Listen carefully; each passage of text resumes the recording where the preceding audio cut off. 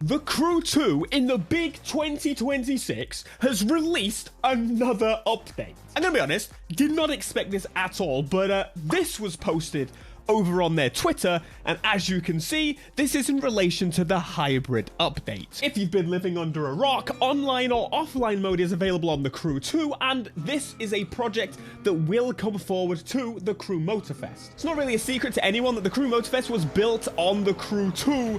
I mean, the game's that's how game development works, alright? Unless you're switching engine or something, but hey, there's still foundations.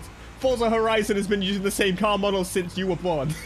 Now, just to clear up as to when I expect it to come to the Crew Motorfest, very likely, very clearly, it's going to come to the end of the life cycle of this game. That's kind of what they did with the Crew 2. The game is now in a kind of a state of just foreverness, which is fantastic. But going back to the Crew 2, I had to use the same Bugatti. It's so cool to see. Of course, this car is basically from this game. That's fine. That's fine. It's still there. Okay, let's talk about the changes then, because you already kind of know how this is gonna work. The game works offline. You can move your save game from the online to the offline. So what's actually new? Why did they feel the need to do this update? Which, by the way, is kind of sick that they did it at all. Previously, the issue was the liveries. They were not actually accessible or creatable in the offline mode. Now, this is not the only game that's had this problem.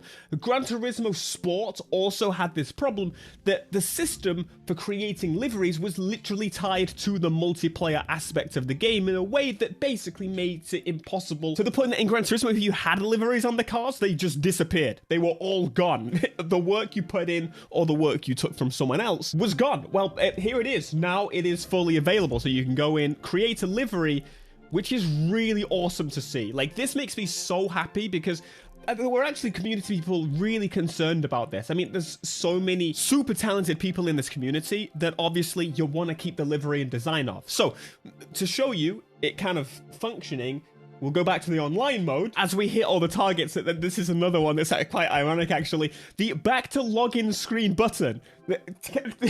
This was a thing for the PS4 era online games. They just didn't have a button to do this. Now you can. So you can, for example, be in offline mode, and then you can go back to the menu and jump to online, or vice versa. So that is really nice piece of functionality. Makes it super easy, so you don't have to quit the damn game, basically. That's all you had to do. I remember in 2015 having to quit so many times to get back to the menu. What reasons was it to get to the menu?